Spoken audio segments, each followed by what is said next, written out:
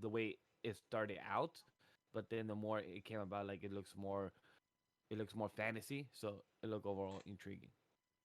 Yeah.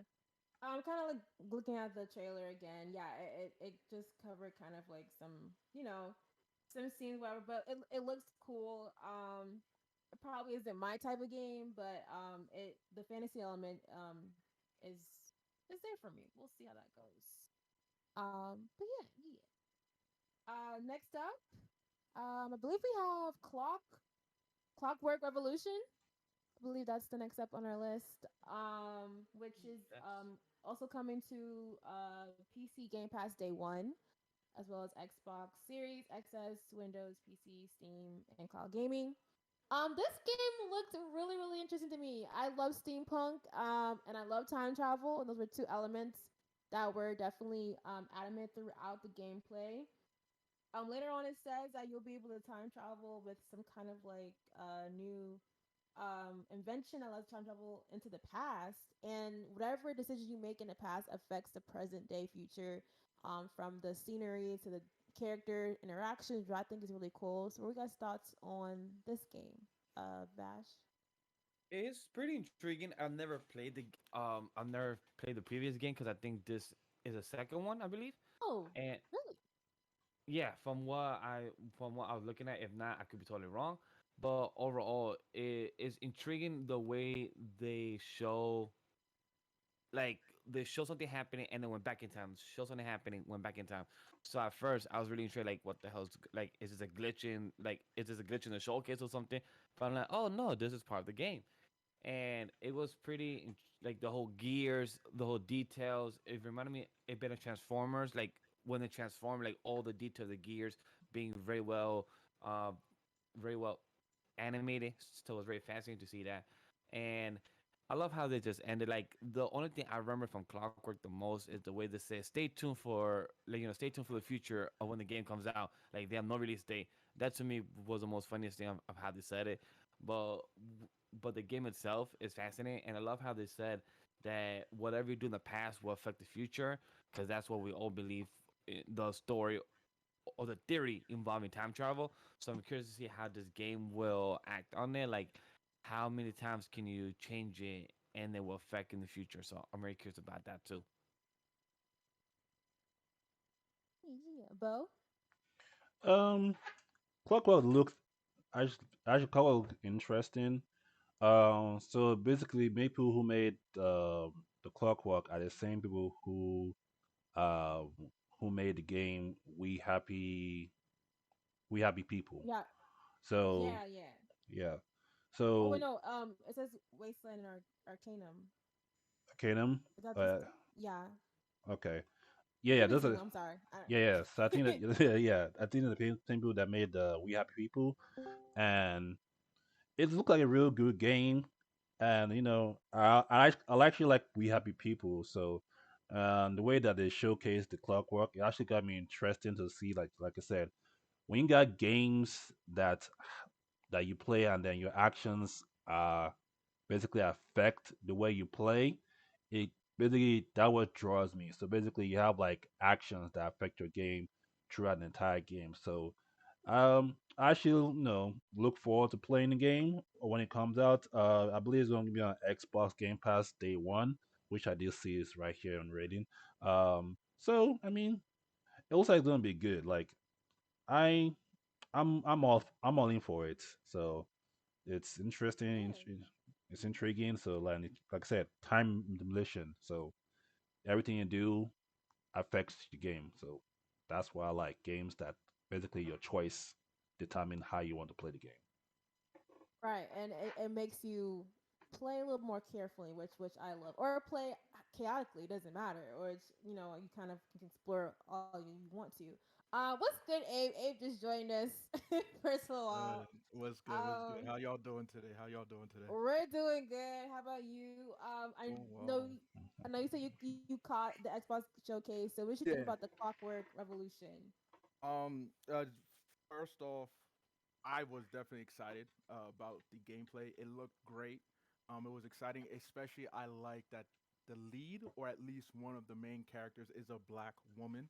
So I thought that was pretty dope already. I was like, all right, so we got a melanated queen about to really tell us what's going on in this world, and the idea of you can constantly change the future or the past depending on your actions has always been interesting to me as a video game. But just like Vash mentioned, when at the end when they were like in due time, I was like, so you just playing with me. So you Right. just showing Your me a little reaction teaser. was hilarious in your stream. You was like, "Really? That's it?" Yeah, I was like, oh, that's all you got for me. And to be honest, and this is just an overall blanket statement that I have for the Xbox showcase. First and foremost, I am not an Xbox like fanboy in any. I don't own an Xbox. Never have. Maybe never will. You know, it was never for me because I went to the council that most of my friends were on, and that happened to be PlayStation by the time I was involved in that. But overall, that Xbox showcase impressed me for the future of gaming that Xbox plans to give us. And that I guess comes with two different sides, a good side and a bad side, because I've talked to some others who are more in tune with Xbox, who have been Xbox fanboys, who who tried to champion Xbox, and they were like, the showcase was overall disappointing because it was mostly just promises of stuff to come rather than actual stuff releasing. Like if I recall, there's what, three titles definitely coming this year, I Hmm. and believe so. only one of them is an Xbox exclusive, which is Starfield. The Quick others Yes. are question: What's so cross-platform wrong anyway. about what's so wrong about at least giving an announcement that they're still So, working on projects? I and feel like here's the there's thing. nothing. Uh huh. Here's the thing, and I'm glad you asked because this is stuff that I'm learning myself as I was talking to more gamers and getting their other opinions. Mm-hmm. Is that so? This showcase, what they showed us, and I'm so sorry to derail, Spicy. I do apologize. You are No, you're my good. clockwork You're There you good. revolution. go. There you go. But this showcase of the games that we know for certain that are already coming out, we've been seeing stuff on that already. We weren't really given more new anything new, just further information on what we already knew. So we have that set of games.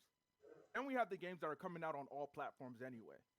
So at that point, it's like Xbox can't really claim it as like, yo, this Xbox showcase, we're gonna show you sneak peek of this game that you can exclusively get on Xbox. How many times did we see on Game Pass and on Steam or Right. on Windows? So that's not really something to be excited for. But when you watch the showcase, what were they most hype about? It was really Starfield. Yeah. Starfield was their big one, and rightfully so. 25 years in the making. I'm excited for Starfield. Yo, kudos to Xbox and whatnot. Starfield looks very ambitious, very exciting.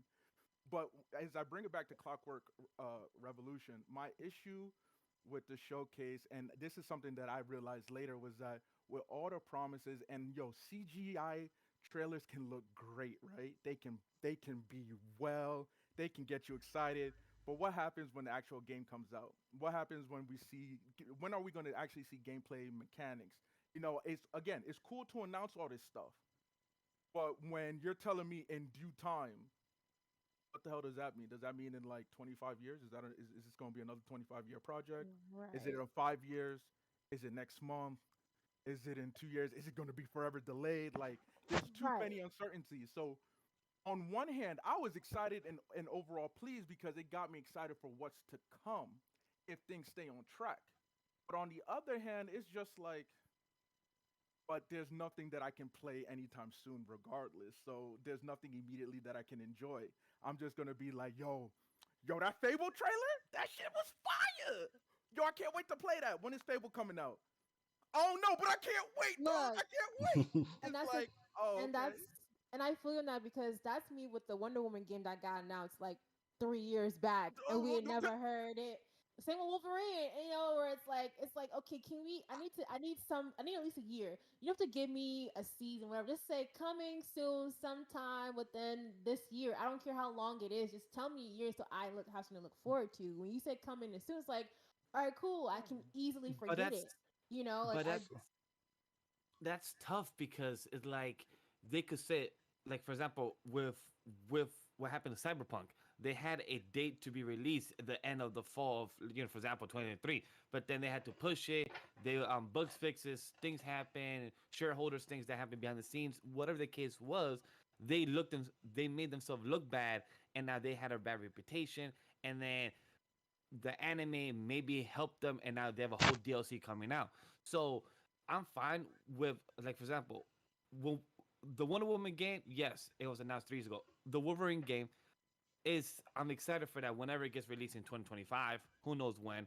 We But didn't even get gameplay. I don't even know if I should be excited. No. All I saw was true, him in the bar show off his So, claws. What am I getting so, excited for? And I love Wolverine. Wait, But let yo, I'm so excited you mentioned Cyberpunk, and I want to ask Bo this so badly because hmm Bo, I want to get your opinions on this. So they showed us the Phantom Liberty stuff. I hmm haven't played Cyberpunk, but I know, Bo, if I remember correctly, you were one of the day one. You were excited about it. You gave it a shot. So you've been able to see it from inception till now. hmm Can we take a moment to realize that Cyberpunk is coming out with a DLC that, when you read more into it, is completely going to change? The base game is changing as well. Why are we 3 years later getting a game that is different from the original? So are you telling me Cyberpunk 2077 has been in early access for 3 years, and now we're finally going to get a real game that is completely different from what everybody else has played? And Bo, so for me, especially since I know you give your fair takes on Xbox, you're familiar with Xbox, you play Xbox games and whatnot, you champion for them. For me, when everything that I've said, everything that you've heard, how have you been able to view the Xbox showcase as a fan? Was it really everything it lived up to be? Or was it just like, yo, again, I'm wondering where you're at with it, because at first I was like, yo, I'm ready, I can't wait. And then I was like, but what am I waiting for?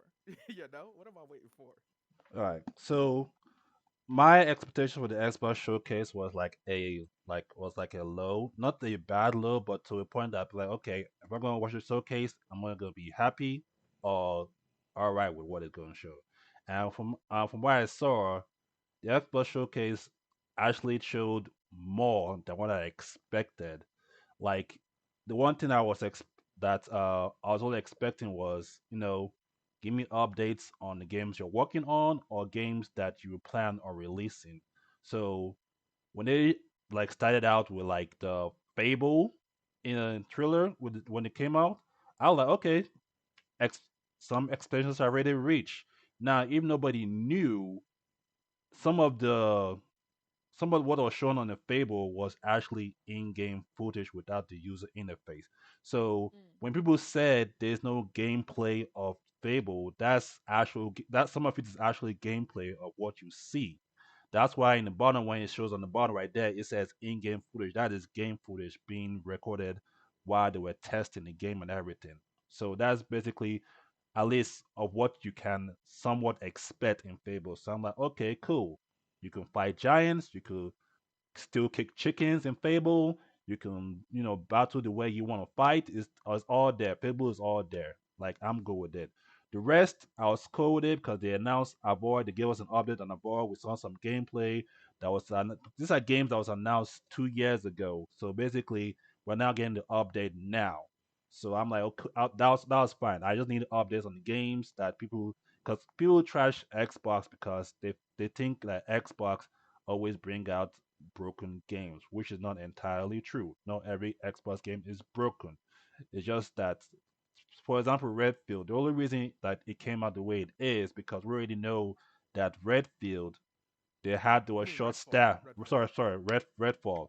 Redfall, basically they were understaffed. They couldn't like they were all hoping that the game would be delayed, but they were like, you know what? They can't delay it anymore, and they were hoping that game gets scrapped. But they say hopefully it gets scrapped because majority of them already left already. So it's not entirely our fault that the game came out broken. Like stuff happened behind the scenes that games don't end mm, up the way it is. So you can't blame the developers themselves all the time for that game.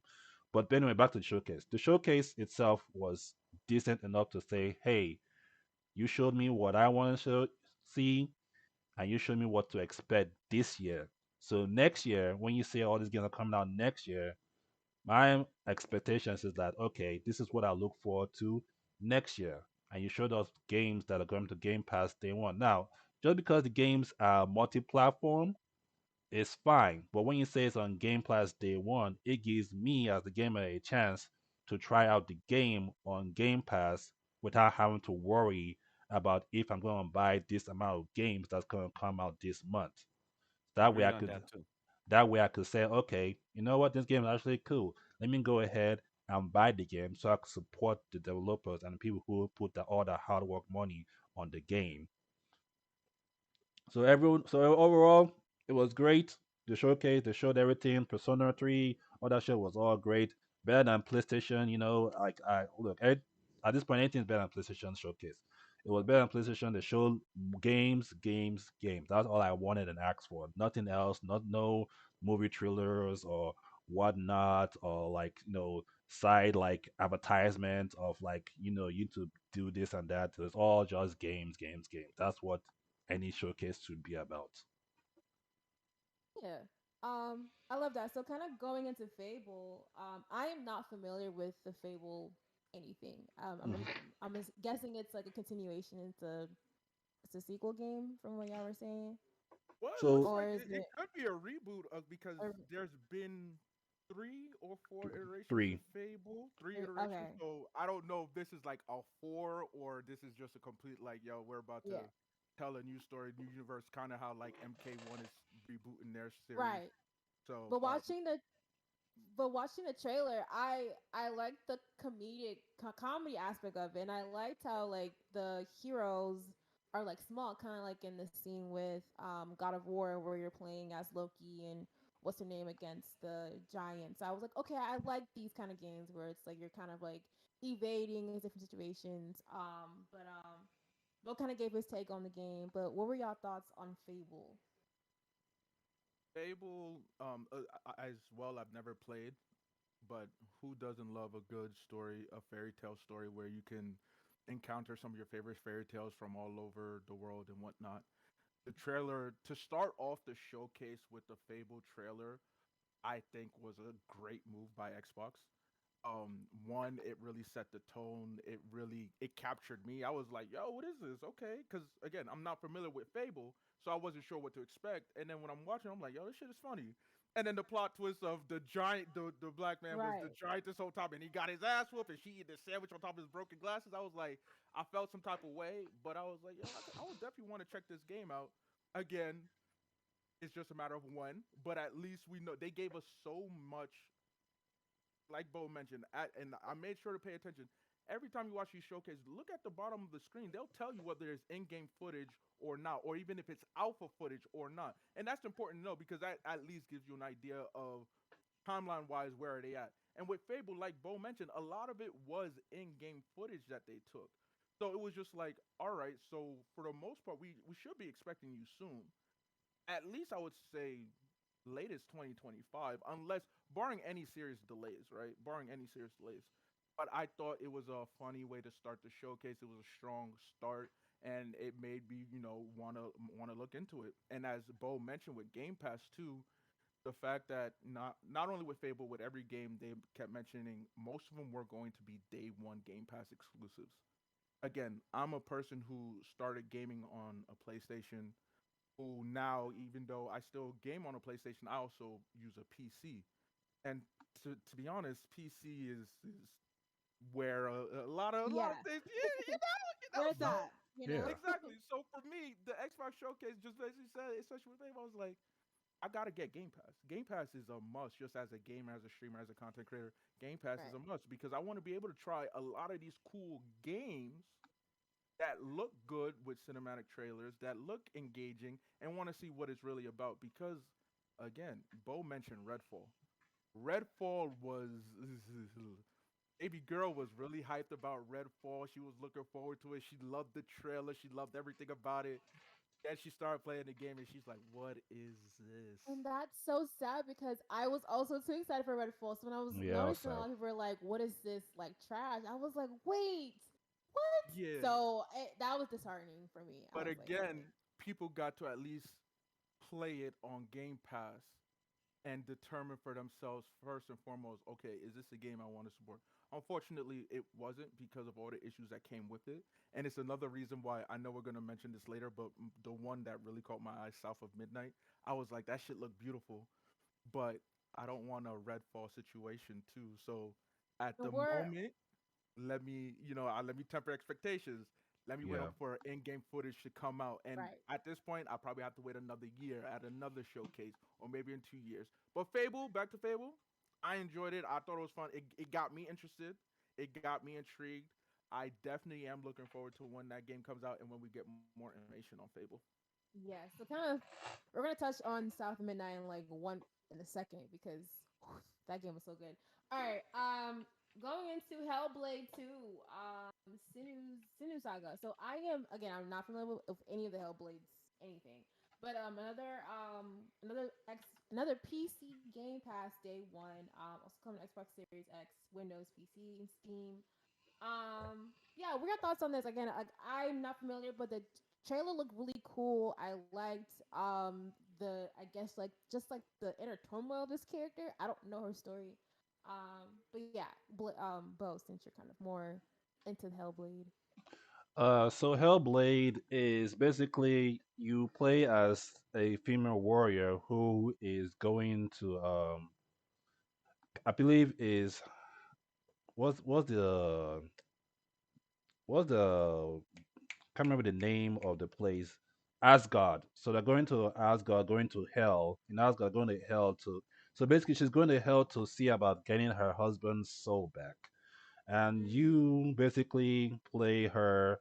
She's going through all like this, like um as you play the game, you basically hear like voices of from basically from my past, or like basically like just random voices just speaking to you, whispering as you play the game, and then you solve puzzles and fight like and then on occasions you fight enemies, um you fight enemies, which is not it's not a bad game, but everything for the most part, the most intriguing thing is just the story itself and the puzzles you have to do in the game is what basically like makes Hellblade like a decent fun game to play. The puzzles, the story, like you try and play the story and figure out if she actually gets to meet her dead husband or not. But basically, you do have like interactions with them with the dead husband. But it's a good game. The only thing that for me is that when they show Hellblade 2, I actually wish for a gameplay because Hellblade 1, although it was good, it wasn't not to a point I could say that hey, it was the combat. I could say that combat needs improving because, like I said, the game was mostly just puzzles, and then some fights here and there. Um, More combat if anything else. I wish to see some combat.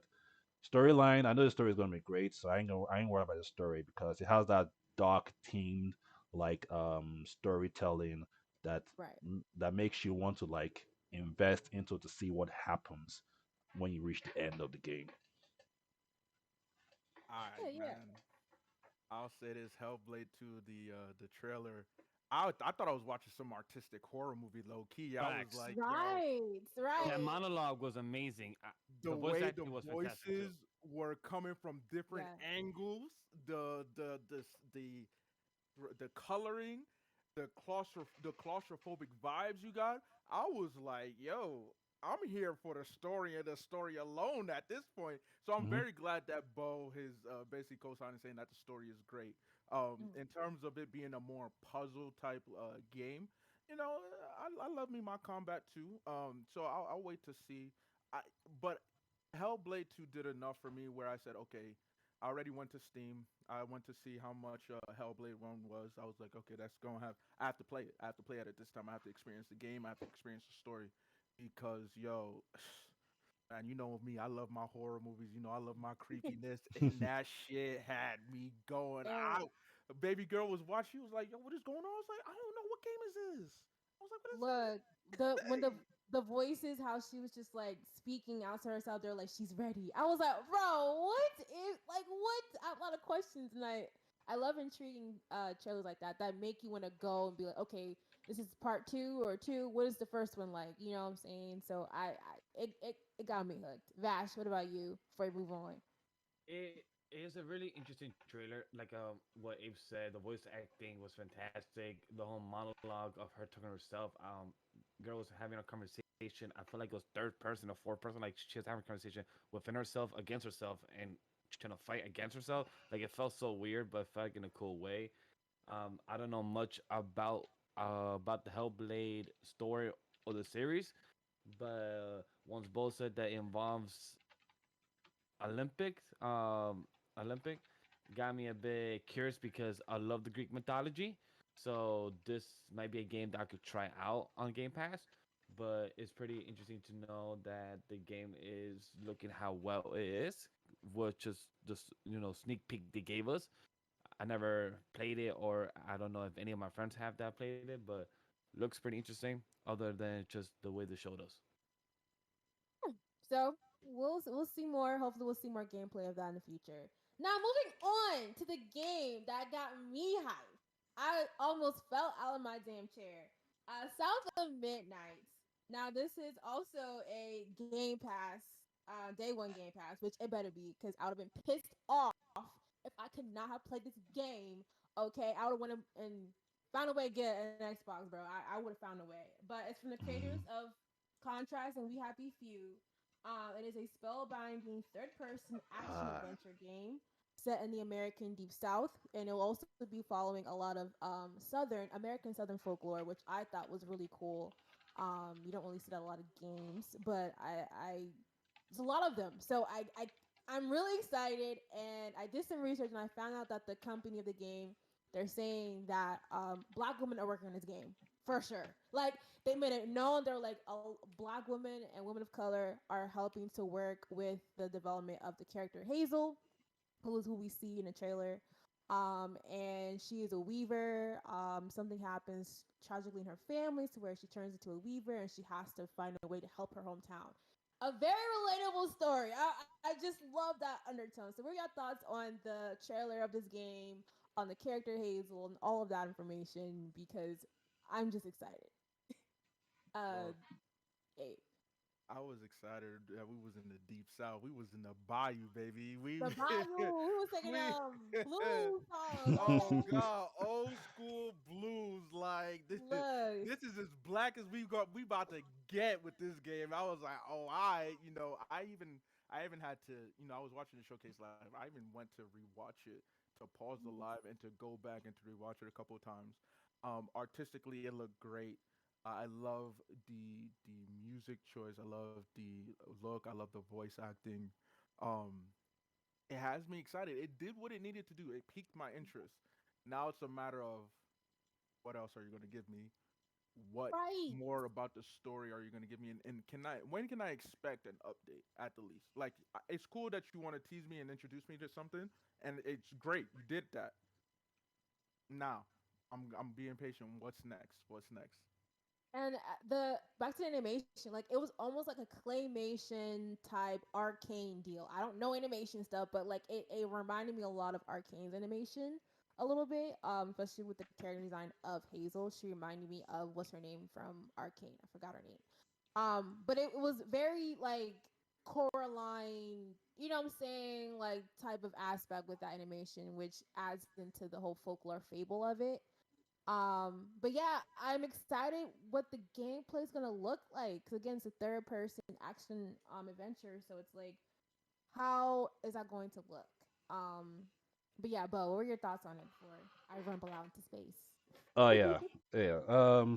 So we're talking about South of Midnight, correct? Yes. Okay, so South of Midnight. So I was kind of wrong about the Clockwork Revolution. So basically, this is the game that that the same people that made We Happy People made. Right. So this is the one that basically it looked very good. I like the little, like you said, arcane style looking game. Um, so kind of like the trailer kind of got me like in the mood to see who this dude is, because I'm like thinking that okay, this dude looks very creepy and gross at the same time with the rats crawling over his pants. I'm like, dude, aren't you uncomfortable with them rats coming out your pants? What's going on here? And I mean, I choose death. I mean, and then this guy came out of nowhere, and then it was very interesting. I kind of see what the gameplay is like, because the way it looked, I'm like, well, I'm intrigued because it's like, where is this going?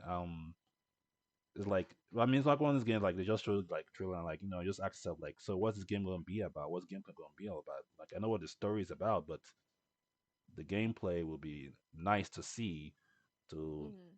to have an idea of what the gameplay is actually like. But then again, it's all right because, like I said, it's one of those games that they announced that they are working on.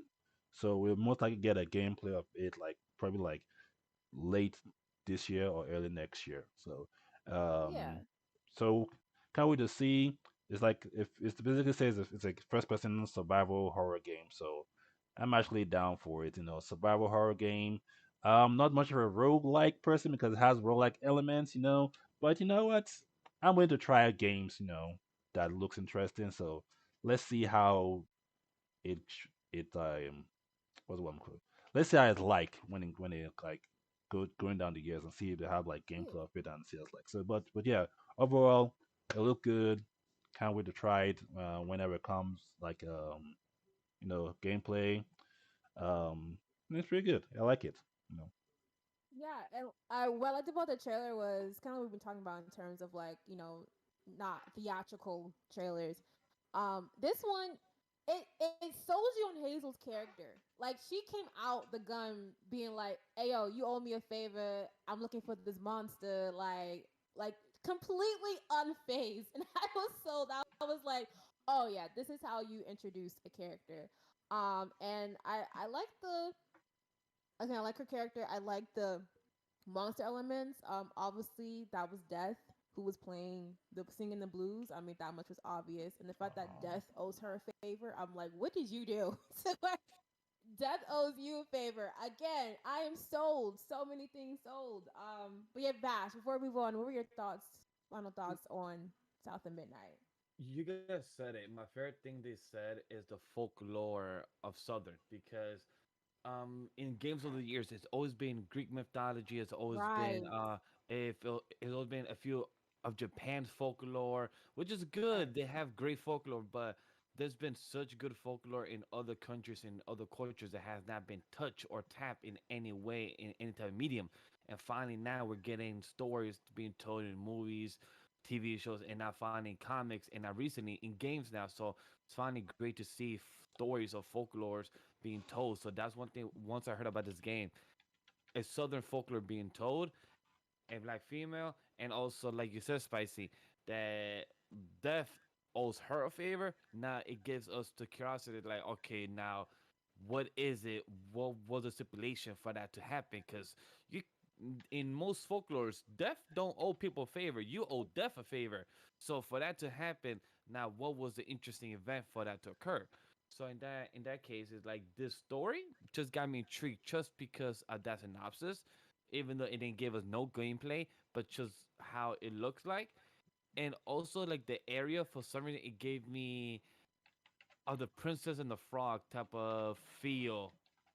So like the jazz music, the swamp area and everything. So it gave me that type of feel. So I'm really curious to see if we're gonna see more characters like that because of the animation as well in that aspect. So I'm really curious to see what we're gonna get more of in the trailer in the future. Yeah, I'm excited. Before we move on, so a weaver is a magical mender of broken bonds and spirits, which I think really sold me. It's a kind of a new aspect of like magical element stuff, and the way they showed it with her with the spinning needle, I thought that was really cool creatively. I was like, okay, so I'm interested to see how that will play into gameplay, how that would look like. But I'm sold on just the story element alone. So I'm here for South of Midnight. Vash, before we get into the Starfield Direct, what is after? Uh, After 7 midnight is a metaphor of Refantisio and the Persona 3 and the Persona 5 conversation. okay. All right, cool. Yeah. So this is from Atlas. Atlas's newest yeah, full scale fantasy game, RPG game. Metaphor Refunzio marks the first fantasy RPG from the team behind Persona. It is coming out Xbox Series XX, Windows, and PC. But yeah, are y'all Persona fans? Because again, I'm a Persona fan. But I haven't played any of the games, but this game looked pretty cool. Looked very Persona-y, very Atlas. So, anyone wants to go first? I'm a Persona fan, but I haven't played the game either because, like I said in the beginning about Final Fantasy VII, it's like you changing the roles and everything like that. Like you do a special and then you switch characters, stuff like that. I'm still not used to that game mechanic. I really want to try the game. I have Persona 5. I have Xbox Game Pass, so I could play them. I have to download it. I just haven't actually taken the time and actually try other areas of different type of games. But this game itself, when I first was watching it, everyone thought this was like a Persona 6. Everyone thought like, oh my god, is this Persona 6? It literally looks like it has the scaps. It said Atlas. I'm like, okay, cool, it has to be. And then at the end, it's like, oh, and it's not. But it looks really interesting. This game, the character design, I have to give props of how much it looks like the game design of Persona, but it looks so different from it, and which is a good thing because all the characters have the little small traits of Persona. That's why everyone thought it was Persona 6. But then the the character's abilities is what also intrigued me. So I'm really excited for this game, even though I haven't played the actual games of Persona, but this game itself I'm very intrigued of. Yeah, All right. Bo. What was it? Is it Persona 3 or Oh no, it's the metaphor refantazio. Fantasio or Fantasio. Fantazio. Yeah, it's a Fantasio? new. Okay, okay. Oh yeah, I saw it. It's this. So I played, what's it called? I played Persona 5 game. So basically, I didn't like it too much because, well, it's funny because it's the one Persona that nobody liked. So which is funny. But I did try the Persona, kind of what it's called, Battle Royale, something like that. Battle Royale. Mhm. That was actually fun to play. Um, so if it's anything like Battle Royale, I'm actually good to. I'm actually like, what's what I'm looking for? I wanted to try a game that's like Persona because basically there was like another game that was like Persona that I played recently that came to Game Pass. I can't remember what it's called. Um, well, I'll get back to you when I get the name. But basically, it was named by Atlas. Atlas makes some good games, so I'm not like going to say like this game's going to be bad when it release. The game actually looks interesting, so I'm like actually like willing to try it out when it comes out. Um, hopefully it doesn't play like Persona 5. I'm sorry, yeah, Persona 5. What I'm saying, tell us, but yeah, hopefully it doesn't play like Persona 5. Let's see. I look forward to playing it. It looks fun. Um, I mean that's about it. Like I like turn-based games, so if it has like all the turn-based RPG elements in there, then I'm okay with it because I like to think of what my next move is gonna be like when it comes to turn-based game. Yeah, aesthetically, I thought it looks really cool. Like Vash said, it gave the aesthetics of Persona, but it still showed that it was its own thing. A lot of the characters really cool. But I think it just looks like a really smooth game. What are your thoughts on it, Abe? So I'm not familiar with Persona. All I know about Persona is in terms of the series is my brother is a big fan. That's it. So this game, I actually didn't pay attention to the trailer because I kind of clocked out. I was multitasking. So that's really all I have to say about this particular trailer. Okay, and that's fine. We can move on. They also announced two more Persona games. I believe it was Persona that Reloaded, and Really, there three. was that team fight strategy type Yeah, the game that little they like got going on. That 3D port, version yeah. thing. Yeah, I was like, okay, we'll see. Yeah, I was I was like, you gotta Persona remind me. fans are eating this year. They apparently, so shout out to all the Persona fans. Y'all are blessed. Yeah, because it kind of remind me of the chibi anime like that has all the Sika characters. So it kind of Yes, remind me of this yes, in a yes. game version. It's like I okay, know, they literally just did copy and paste in a game right? version. Because they have Overlord in that game too, and I Yes. low key yeah, wanted to yeah, play only right. because Overlord, and I was like, "What?" But yeah, moving on from Persona. I believe is Starfield next. Can we go ahead and go into Starfield and then go Yes. into Ubisoft? Hmm. there is actually Prince of Persia, Star Wars Outlaws, That's then that's Starfield. all Ubisoft. That's all Ubisoft. So we can go with Starfield and then we'll go to the Ubisoft stuff. All right, Okay. let's do Starfield direct then. Boy, Starfield Yeah. Direct, Starfield. y'all. It was a lot. I was able to catch all of it, but like I was Man. saying, we got a lot of stuff to it. So who wants to go Man. first? I'll go Uh, first. yeah, bro. Uh, Take it away. Tell us. This is 25 years in the making, bro. Tell us as an Xbox fan, Which what? I didn't even know it was Me 25 years in neither. making I until this didn't past know. week. I'm like, oh, this game been in prep for Y'all, 25 y'all years. been like Avatar. Y'all like James Cameron. Y'all been waiting. Y'all been waiting some decades to make this coming to. This yeah. is So, almost as long as One Piece. yeah, because yeah, I guess still yeah. Uh, Prep and so writing as long as One Piece. So yeah. yeah. So when it said 25 in making and it went into deep dive into like how they're making the game, it was I was like pretty impressed because if you play when you start playing Starfield, I don't know how how as a player I'm going to like go about because they gave you the option to explore over 1,000 plus planets, which is pretty crazy. So basically, you can go wherever you want to do. You can basically like pirate ships. You can like harvest resources from planets. You can do all kinds of things, and it's actually pretty good You could be a because Megazord, is what I saw. That's what I saw in my eyes. Hmm?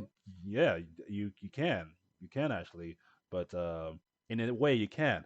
But you see, that's not what took me out. What took me was basically the characterization. When you create your character, one thing that about me when it comes to playing like role playing game, the character creation has to be somewhat on point. So far, the character creation was to a point that okay, you can make a black guy in the game, which is obviously the one thing that some RPG games cannot do right. So if you can get that right, I am okay with that. The way you can have your own ship, you can have your own crew, make your own crew, do whatever you want.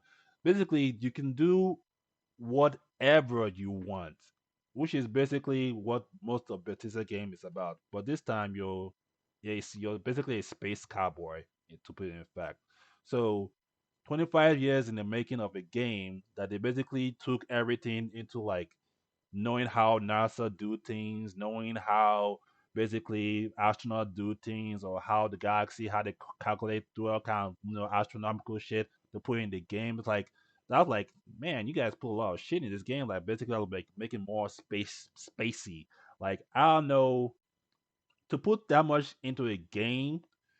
And the thing is that is great and all, and I'm actually down for it. I can't wait to play this game in September. I could be like a space pirate or a space cop, whatever I want to be. Shooting gun, blazing people. I could blow. I could make my own Michael Bay type movie playing whatever I want as in there. Because when they show the gameplay of what you can use in the game and everything, you can basically use whatever you want. You can grab guns. You can use up to 20 guns at a time in that game. Like you can use whatever. Like I'm in, look, I'm just blown away. So I don't really care if it's locked in 30 frames per second because people get so pissed when they say, "Oh, the game is locked in 30 frames per second." Well, is the gameplay good? That's all that matters because at the end of the day, if you are not enjoying the game, then frame rate shouldn't really care if you're enjoying the game. And then again, most games that did came out wasn't 30 frames per second. So let's not act brand new just because we're in the next gen console. Doesn't mean that every game has to be in 30 frames per second. You can still enjoy a game. So, I mean, doesn't mean that it has to be in 60 frames per second. You can still enjoy a game in 30 frames per second because that's basically what most games started out from, and they were good. For example, Mass Effect, 30 frames per second, still a great game to this day. So, I um, still want to play that game. yeah, I guess I have a question though. So like with a huge open, like literally huge expanse open world like Starfield, do you think um other companies are just kind of like the new direction we're gonna go into in terms of like what people look for like open world games like that? to grow in terms of like what we've been normally getting with open Uh, world. there's a possibility that some people might do it, but I mean, there's it. So, in my opinion, game companies have 5 years to do what Bethesda do because Bethesda is basically known for open world like exploration in every game, like Fallout games, like Elder Scroll games. Um, Basically, they're all known for open world. If they haven't like gone, if most developers haven't reached a point that where they can have that broad like exploration to like explore like basically beyond what the map like can see, then I mean, then there's no, I can't say that they're gonna get there eventually because they're not willing to um take the risk, as I would say, to make games that are more open world because well some games do have open world but some games do it good, some games do it bad. But so far the only game that I played at the open world that I've done good is Genshin. Has good open world. um Horizon 2 is doing better, and then Fallout. That's about the three games I have that have like great open world. And I believe has Zelda too. Zelda Breath of the Wild had like great open world. So it can work. It can happen. But if this, I don't think they can do it like how Starfield is. To like I said that game took 25 years to make. So if they're gonna do something like that, it's gonna take them majority the amount of time to make that game to like have more exploration in there. So Right. yeah, Another Uh, 25 years, we're gonna be able to put our hands in that screen and yeah. pull Nah, out whatever we screen. but want. That's what I'm waiting Yeah, for that VR. I VR. was I gonna wanna say, be I wanna be in space. Alright, cool. I cannot be on the spaceship, but I wanna put the $3,000 of Apple I was Visions, whatever gonna, they're called. I was gonna bring that up. What are y'all thoughts on the new Apple VR headset thing and how much it costs? Who are they marketing What's to it, think that three 99? thousand dollars? Look, Look, man, Bro, I have to this be a. is Yeah, go ahead. my fault. This is not my stream channel, so the words I want to use I will not use.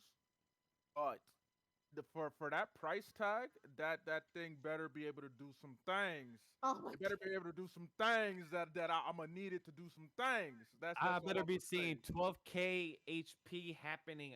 I agree with Abe. I look. better be smelling the good It stuff better too. it better fix my eyesight. I should no longer be able to need to wear my glasses. Like it should just fix my eye health. Like I just should have not have no stigmatism. I should be able to see into the like. It's just that's too much money. I'm just like, all right, that's a little ridiculous. Yo, 99, you did unfortunately miss the South at Midnight discussion. I'm so sorry, but we will definitely circle back to it. But if you want to tell us your thoughts in the comments, please let us know. We will definitely read them on stream. the way I Yeah. saw those visions costing $3,000, I was the way if anybody's seen Sword Art Online, the movie, I think it's the second one where they literally have glasses and could see things virtually. Like I think our Kirito saw. I think he saw his daughter, in the virtual world, but still being on Earth and being awake and everything. I'm like, all right, cool. If I have to pay $3,000 for that experience, and I could get that where I could just order something on Amazon through my goggles, then cool. If I could call my wife, call my kids through those goggles, just seeing it through. Awesome. If it's $3,000, then I'll start saving up money whenever I could afford it. But if That's I'm not getting that, Yeah, then it's what's the point? crazy. It should like you said, Vash. It should knock me out to where I am trapped in the virtual world where I cannot get out unless I level up to the 100th dungeon. Like it should be like that because that's As crazy. long as I'm But kept alive, as long as I'm kept alive, right, but back with to health insurance. Starfield. Back to Starfield. Vash, Abe, tell me your thoughts on the trailer of this game. Um, Man, it's hard to say because, like, like Abe said, I'm not an Xbox fan. I I've always been a Halo fan, Gears of War, Army of Two, like those games that I grew up with, going from a friend's house, playing, and I grew up with Halo first and everything. But over the years, I was always been a PlayStation, Nintendo, and then seeing this Starfield Direct, just the way they talk about, I've always been a behind the scenes person. I love behind the scenes because you see the passion, you see the creative, you see the people that work on this project for years or months or 25 years of a project of this magnitude, and seeing the details, seeing that they're putting 1,000 planets that you could explore in space in between. We don't even know if we have 1,000 planets in our own solar system. We just, I mean, see through telescopes and shit. But in this game, we could visit them, and I love how you could just put pieces to pieces and build your own starship. Like as what is, like you could build your own ship. You could have your own crew. Each crew could talk to you. You could make your own name, Captain Blank. I know so many people are gonna be making some random names, Captain Daddy, Captain Weird names, and everything. Is gonna be pretty interesting of what people's streams will be. So this game overall has me interested, even though I did not know shit about it a week prior. But knowing, seeing fans, seeing people like Bo, seeing people that have actually been fans of Xbox and know about this has me very happy to see. Like, all right, cool. If you made them happy, and also a fan like me who don't know shit about it, actually be curious about it, and I've been paying for Game Pass for the past year, and I've only been playing it only like 10 times. So now I have a lot of games to actually play on Game Pass, try them out, see if I want to actually play in the long term aspect. That is a pretty fascinating for Starfield as a fan that just got into Xbox about a year ago and still haven't played much more than I should have. So this is a good opportunity for a lot of people to try Game Pass. So I really love I really love this direct. In all honestly, it was actually got me interested to do more. And this game is really going to be like almost 300 or 500 hours in gameplay Um, of what you could do.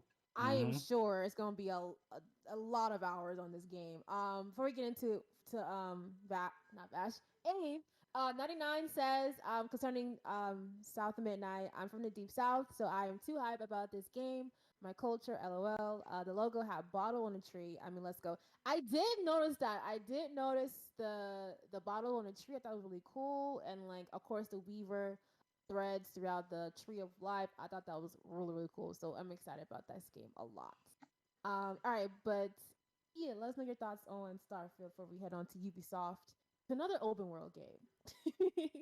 And 25 years in the making, over 1,000 worlds, all inhabited, populated, all designed, all with unique, different characteristics.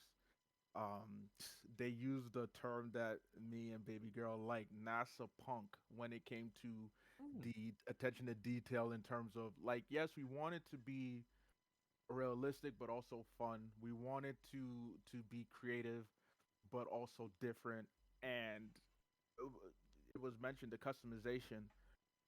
I haven't seen that type of character customization since I've seen my friends play Second Life or The Sims. You know, that where you can get detailed like that.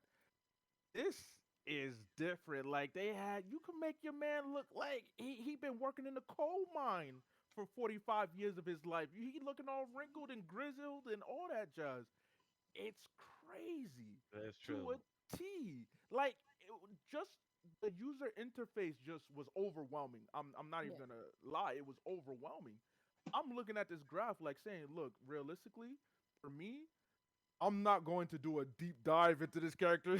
I'm not. Look, I'm gonna do what I can to make my man look like a nigga, have his hair like his locks, and I'm good to go. Let's go see what's popping.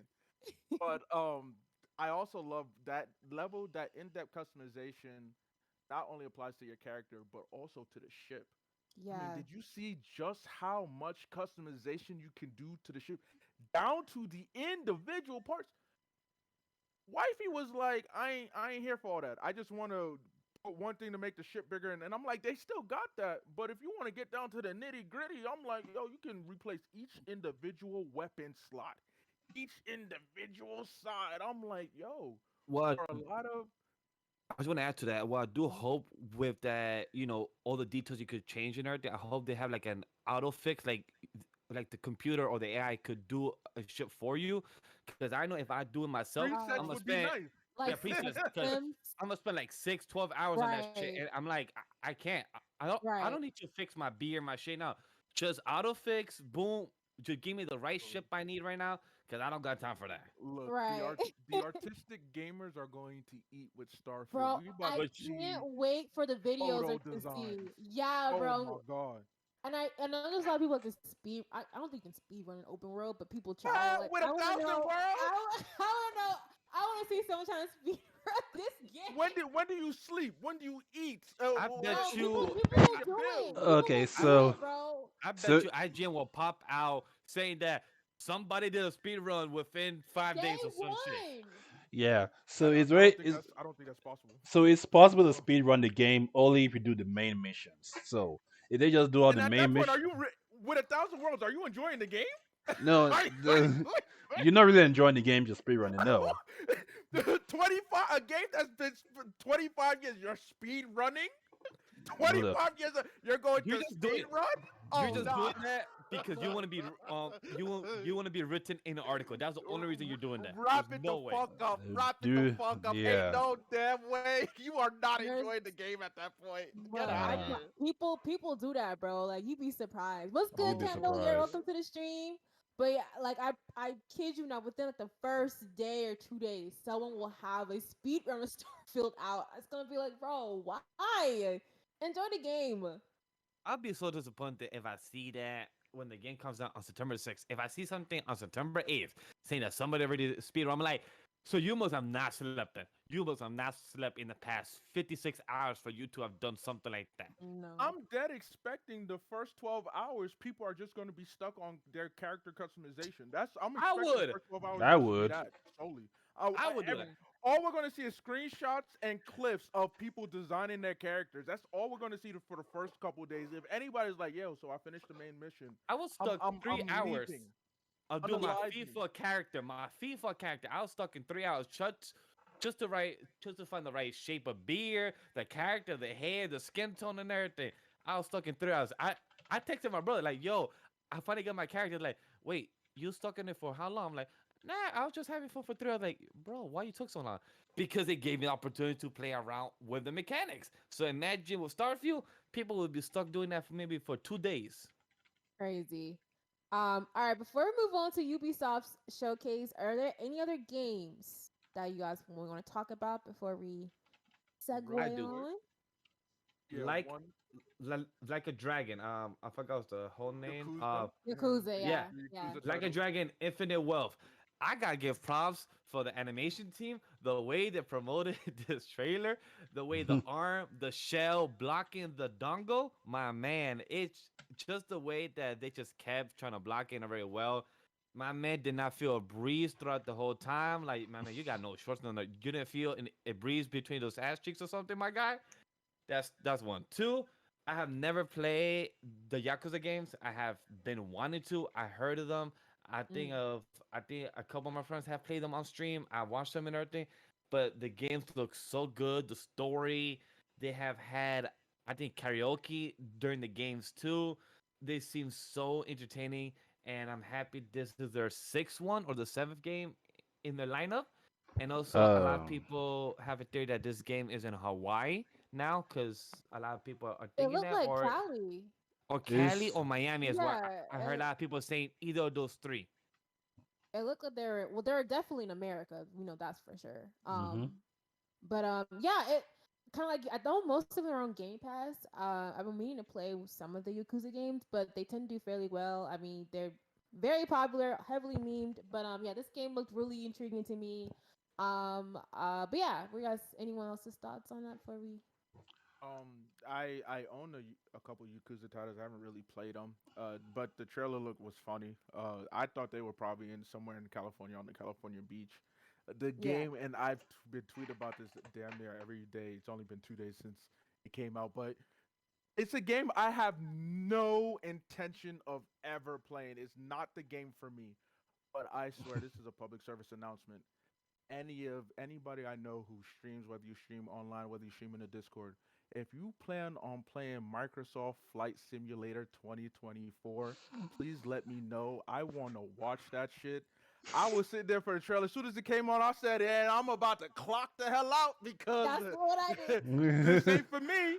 I ain't yeah, got nothing to do with this." And then yeah. I just kept watching. I'm like, "Wait, Oh my god! I'm like, yo, you could do literally every hot air balloon, air force, ambulance, And they're real adding estate. and they're I'm adding like, Dune and they're adding I'm Dune Dune. like, into it too. yo. That I in Oh said, Dune. my. I said, whoever's an aviation fan, you guys are eating with this game. Like all the aviation nerds, this is the shit, and I just want to watch. I just want to watch. So anybody playing Microsoft Flight Simulator 2024, let me know. I'm gonna be there to support. I ain't touching the game. I ain't playing the game because it's gonna. I'm gonna be on it for 5 minutes and get bored. I'm Right. But happy I you will said that. definitely watch a fanboy watch that shit Same. because there's so much For to real. do. Oh I my had god. I I had was no like interest of this either. the cozy gamers are like kind of winning this year from what I was kind of looking at in terms of like Flight Simulator. I didn't watch the wholesome direct, but people were like, "Oh, y'all kind of eating There's some this wholesome year." games I'm gonna definitely be trying out. So Oh, Hold on now. There's definitely some wholesome games I'm this gonna be was trying out. this was so adorable. Even though I'm not the target audience, because in my head, the first I was watching, I'm like, what the fuck is like, who the fuck plays this? But then I'm like, hold up, I'm not the target audience. This might be somebody else. But I'm like, what I would like to do is watch some people actually play this, because I would like to see the actual fans of this to actually want to fly. Who wants to fly a cargo transporter plane? Like, who wants to fly some big ass plane that looks like a big ass forehead on a plane? Like, nobody wants to fly that, but some people are interested in ambulance and everything. So I'm pretty interested in that. Like, can people actually learn about this? Like, can our boy Tom Cruise do this and actually get licensed through this too? well, look at Horizon. They're making a movie, and that kid played the game, and now he's a professional race car driver. So I don't anything can happen with video games. I don't know. But what were there any other games that you want to talk about before we move on to Ubisoft Showcase? Um, Let me see. Um, oh, you Did know what? anybody have an? There I was was gonna like say, did this. anybody have an interest of the age? I think it was Japanese game. Of the Kunutsu Gami, the Path of the Goddess. Yeah, I was interested in that game.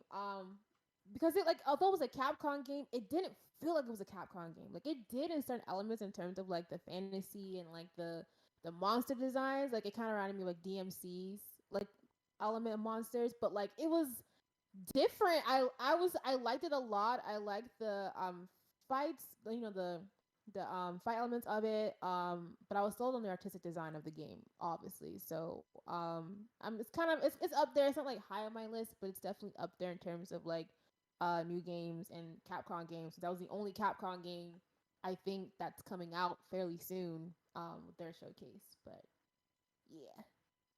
Yeah, I would say the thing that kind of I'm intrigued of trying is the 33 Immortals, because when Yes. it's yeah, they only said you could basically have 33 co-op. I'm like, how 33 players co-op? How do you? I mean, it looked chaotic. I'm like, how would you do that in a game that So looks so chaotic. chaotic, Oh my and you god. have 33 people playing? How would you even communicate? How would you say, okay, cool, all right, you guys, Like the huge you Discord. yeah, I'm like, you take this person, you go and attack the enemy over there, you go and do this. And I'm like, I'm like, wait, so who are you talking to? You talking about me? I'm like, I'm like, look, it's gonna be, it just looks chaotic. I'm like, okay, this is, They actually were playing it today at the Xbox Extended Showcase. It was the developers and like 30 other like workers were all playing this game. I'm just like that that's too much. Like I don't even know 33 people to to play no games. I barely know 5 people to play games with, Bro, let alone yeah, 33. this is basically just you saying I'm a solo queue game. I'm a solo queue Warzone and have game chat on and just try to get to know the entire lobby. That's what this is at this point because look, ain't no way, ain't Cuz no it way, ain't it no was way. this game and I think it was Equilibrium, the dinosaur fighting game. I think also from Capcom, where they're yeah, coming out with a 10-player co-op, and I'm just like, 10 fighting dinosaurs. Like, why would I? I'm just like, I don't know. So, but yeah, but 33 Immortals looks insane, crazy as 33 multiplayers. So we'll see how that looks like, because it's like, bro, what? I'm excited to see how the promotion are going to be because you know those kind of games love to kind of like use content creators to promote. So it's like I would like to see like the content creators who are going to be playing this game with their friends and other content creators, like how that's going to Yeah, look. yeah. I mean, look, 33 Immortals. A few games are playing like that. So 33 Immortals and Karma Hood. That one is a wholesome game. That one is a 10-player co-op, so smaller scale. But that trailer was just kind of like, damn, everybody working together to try to help each other get to a goal. I'm like, yo, if they don't use content creators to help market this, they're Right. failing. They're failing. They are Right. surely failing. Mm-hmm. But all right, time for Ubisoft. Let's get into another open world game that I know a lot of people have been waiting a very long time for. Star Wars Outlaws. Bro, this game looks so freaking lit. And the main protagonist, I'm just freaking so like she makes Han Solo look like just insignificant. Cause sis know how to handle a You about blaster. to upset the hand solo for She boy. Oh my look. god, Don't you Yeah. come for spicy me? told Come me for me. I don't spicy care. said throw that gauntlet, boy. I Throw that don't Han care. Solo who?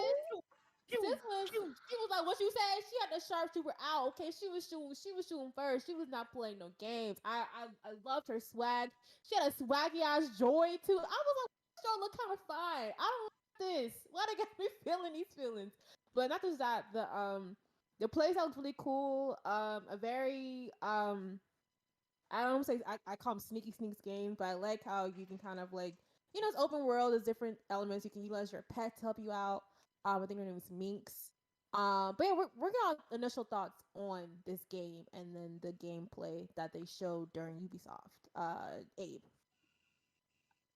So for me, when it came to focusing on Outlaws specifically, of course, I hmm, Star Wars is such an interesting property because it's so divisive, right? And for me, I just enjoy that they're giving us stories away from like the Skywalker saga. And this is crazy because you know me, I'm a big Darth Vader like fanboy. You know me, so Anakin Skywalker, the Darth Vader. I'm a fan. All hail the Sith. We support them, but there's only so much you, you can tell you're giving us the same shit. Everything is centered around the same thing. Like, please, the stories then become predictable. So this game focusing on the underworld, and it's the fact that there's a focus on the underworld aspect that sold me. It's like, yo, how often do we get to deal with the assassins on Coruscant or the changelings for a minute, like for a minute in Star Wars media? And it's just like, yo, what else happens on this planet? What else happens at night? What else goes on in the underworld? It don't matter as long if it don't involve the Jedi, you don't need to know. It's like, damn. Now we're finally getting that. I mean, we're dealing with the Huts, we're dealing with the Pikes, and they're introducing a third like underworld family. I think like the Ashiga clan or some joint I like that. I think they started bringing like a total of seven like Yo, that's clans so are dope. gonna be Yeah, That's joining even it. so better. they're gonna have Mm-hmm. established ones in the canon, Right. and I know they're gonna introduce their own. And it's like, yo, you're going to give us new original stories like that one that won't necessarily contradict the canon Mm. that we know now. It just expands. It gives us more stuff to do, and so I'm definitely excited for Outlaws. And they spent so much time on it, and that really made me happy because it made me realize like, yo, this is very close to being complete. This is very close to finally being out, and this is what they're showing us, and it looks good. I mean, I'm on my speeder. I'm shooting at motherfuckers. What? I'm jumping. I'm fighting. I'm talking to. I want to talk to them droids, them assassin droids that have personality. Let me. I'm tired of dealing with the same usual stuff. Like, yo, it gets boring after a while. I don't want to always.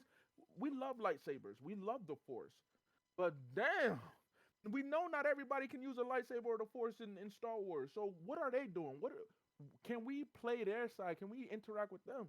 And Outlaws gives us now. At the end of the day, it's still a Ubisoft game. So the typical Ubisoft tropes will still exist. Will those tropes be good enough to continue to enjoy the game, or will they make the game too predictable, too cheesy, and then you're just like, damn, there was potential, and then it fell flat? Because at the end of the day, this is also an open world game. Yes. and It's that's ambitious for Star Wars open world. Like, yo, I'm expecting a lot. I'm expecting a lot. I'm expecting to have a chance to really immerse myself in the Star Wars universe. And I'm gonna be honest, if I don't get to feel like I can, I'm going to be very disappointed with this game. I'm going to be very disappointed. Bo, what were your thoughts on the Outlaws? Um. So my thoughts is, well, I assume it's gonna be open world game because it's made by Massive Entertainment. Massive Entertainment are the people who made the Division games. So basically, Division 1 and 2 are known for, like, co-op game that you can basically like explore New York or wherever you are, and you can basically just go around everywhere, which is actually the good thing about Division is that it took basically realistic areas of places.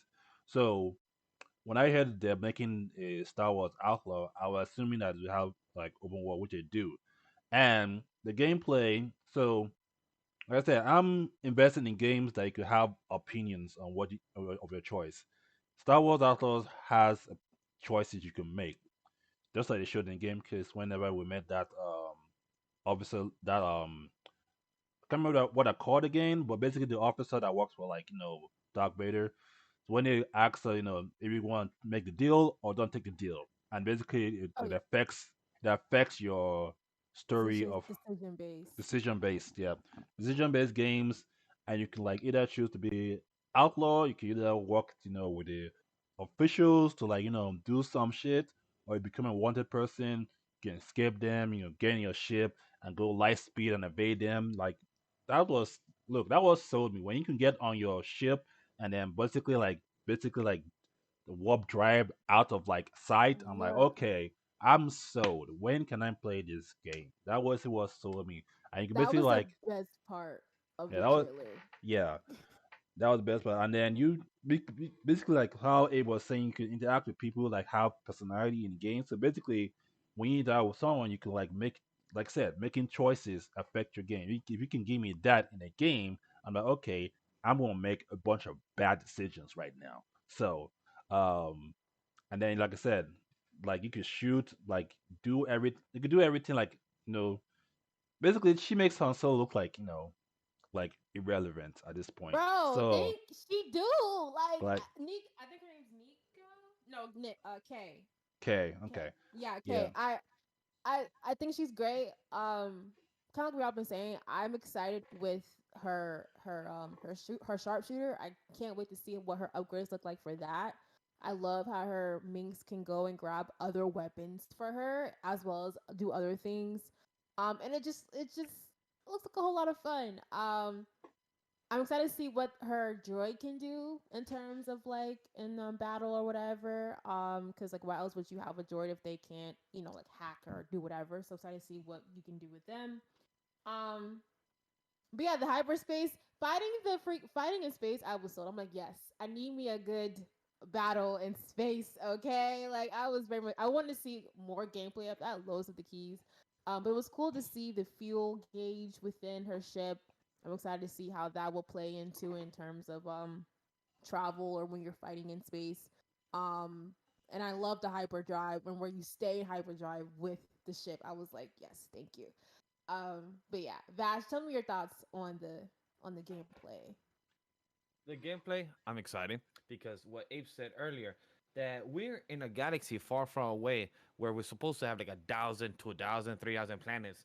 Why do we still focus on Skywalkers? Like Abe said, we love And Darth Vader. We love the Tatooine. Tatooine. There's always that damn one damn planet Tatooine. Like we already know in the past 9 movies, like 8 planets got destroyed or something. Cool. Why haven't we seen the other 800 planets around these type of solar system? Like they literally go in hyperspace. They're literally passing other solar systems, and we still don't visit them. So I'm very happy that we finally seen other rebels army, other branches of them. Like we know of Ahsoka and them, they have other branches. Like she was in charge of a rebel army, but where's the damn army? We only see a fraction of them, and we don't see too much. Understandable. Their storytelling, there is other different mediums, but if the games are connected, they're finally showing us other rebel armies, and very happy for this game to finally be out and showing an open world that's not just a Skywalker or a Jedi like the I cannot pronounce his name. What was the game that came out? I think it's called Fallen Order, right? We won the Yeah, last yeah, yeah. one. Yeah, Fallen Oh, Order. Yeah, yeah. the Fallen Fallen Order. Order. Like I'm happy that we could still have Jedi, we could still have those games, but these open world games and showing that these are other type of outlaws that knows how to do what Han Solo does, but even better. I'm all for it because we could love our old characters, Han Solo, Leia, and everything, but there could be other characters like them in better, and that's totally fine and normal. There's some people in the other parts of galaxies that do what we do, but much better, and that's totally fine. So with this game, like Abe said, or I think both said it, is that we just have to see how much of open world it is, and when it comes out, because open world is such a big word to use when we don't even know how much can we go off away the map to the galaxy, stuff like that. Cause that's a really big thing of how they're calling it open world when they just show a good 10 minutes of gameplay. We just gotta see once we see like another trailer to show the big aspect of it and how are we gonna do about the bad guys? Like who is the big level boss? Like those type of things. Like since we don't have a Jedi, is it always gonna be this type of missions? Look, um, if Starfield is a great success, I swear to God, my next Star Wars game, I will wait 10, 25 years. My next Star Wars game better be similar to Starfield. It better be as interactive, Facts. as customization, as open world as that. Yeah. Because at this point, there's no reason why there hasn't been a Star Trek or a Star Wars game But as Abe, ambitious as Starfield, as expansive as Starfield. Like I know maybe we're finally getting into that. So we'll see where Outlaws and the potential it has, but it's just like, yo, there is so much we might not here. get Like, that for why are Star we Wars getting though, that? You don't because think so? no, the only reason I'm saying that is because of how they said that the games, the comics are everything part of the continuity. Unless they come out and say that this game is not part of the continuity and you can make your own characterization and everything else, then that will be the chance for us They to don't actually even have an know open what world. they want as canon or not. So that stuff to True. me No, is no, just exactly. irrelevant. But until they announce that for a game, say, hey, we're gonna bring this game, but it's not part of the continuity. It's gonna be an open world. Like, It's so if annoying. they could do a Star Wars vision where they finally start to do non-canon stuff slowly, maybe we could see that in the game because they're starting to do it in the animated side. So maybe they could do that with a game side where, hey, this will be a non-canon story. This is something that we're experimenting, and then if they want to do something more, hey, we're gonna do something similar now to a canon game. So it's possible, but depends on how the current heads of Star Wars wants to make this type of decision. Because I'd love to see that. Because once as a Starfield, I'm like, wait, this could be a Star Wars game, but it can't be because right now everything has to be part of continuity, and I hate that. So I hope we do get that in the next 20 years. I'll be 40. I don't mind playing a Star Wars game at 40 years old. Shit. Look, my dad's a Star Wars fan. He's 50 years old, so I'm pretty sure he'll love it. But besides that, I can't wait for this game to come out. The main protagonist, she just again she sold me. I Hey, know badass. there was backlash giving her as because she's a another woman led protagonist. It's just like get over yourselves, bro. Like we're in this day and age. Come on. But yeah, so kind of moving on. Vash, what's next on the list? I It's know. Avatar Frontier Pandora. All right, y'all. What are y'all thoughts on this game? Because to be honest, it felt like it was just retelling of I the don't first give a movie, fuck and I about was What just Pandora. like, ugh. what game Avatar is again, this? Avatar the Last Wait, Airbender game was something. I don't know. Oh, no, they It's have. go. not. I don't uh, know. I just don't sound a hatred for Avatar or Pandora, but just that. What does James Cameron want to do so much with this story? Like I don't. Like me, I guess I'm the only one in the boat, but I don't find it. I don't find it fascinating. I'd rather get an Avatar the Last Airbender game. That's me straight to the point. Bro. Um, So when they announced Avatar Frontier game, I was like, okay, Avatar game. I'm thinking Avatar Last Airbender. Okay, I'm like, I expecting Avatar.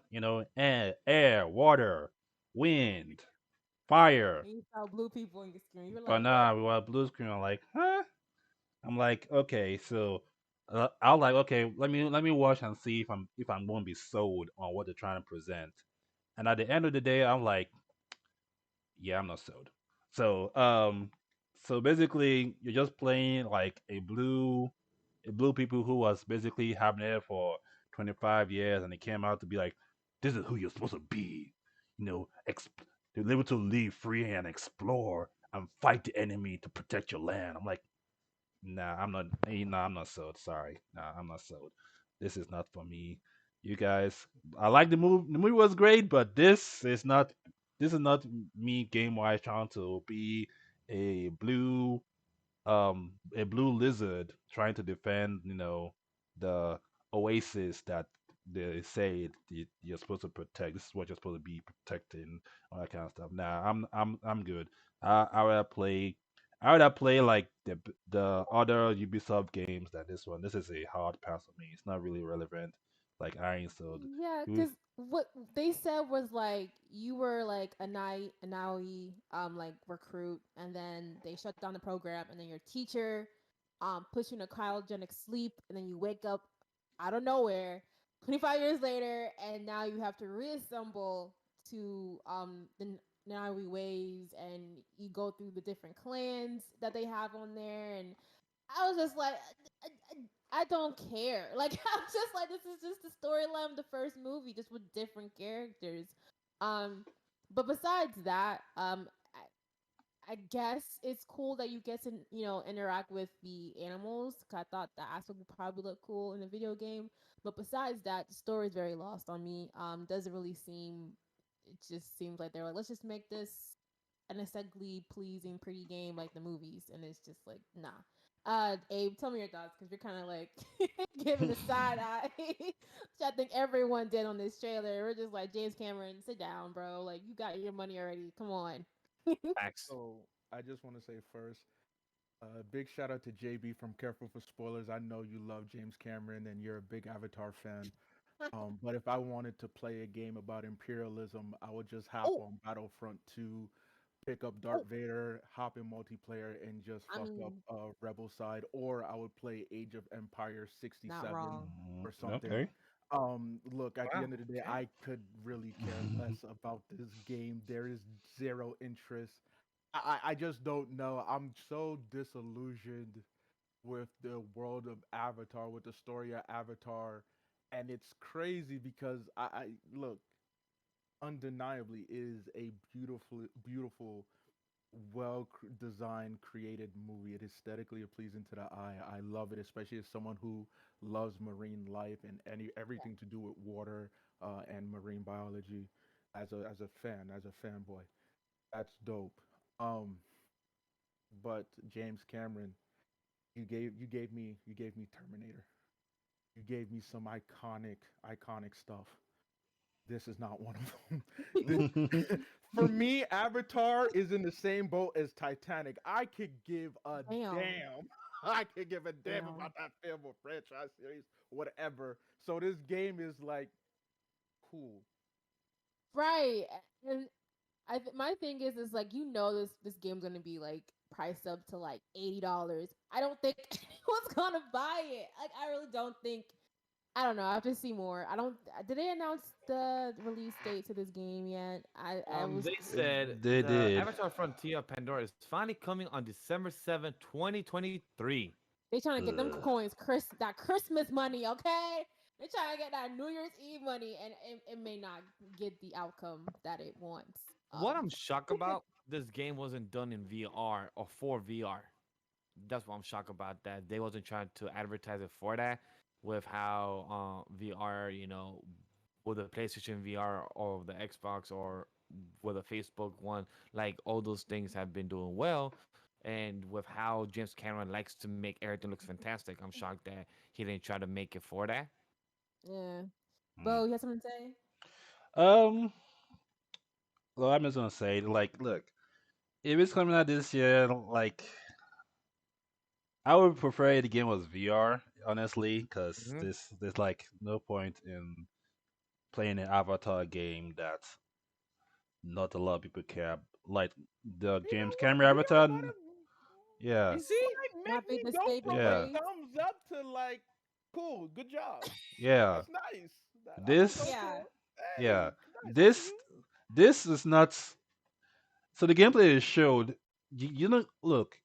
gameplays tends to overhype things. When you the kind of gameplay that you were seeing, that ain't what you're going and be playing. Okay, when you can just say you Right. can use a rocket, you could play whatever you want. You can use a rocket, bazooka. When they showed the gameplay of him using like the of the blue like creature using like the bazooka to destroy a mech, that ain't gonna happen.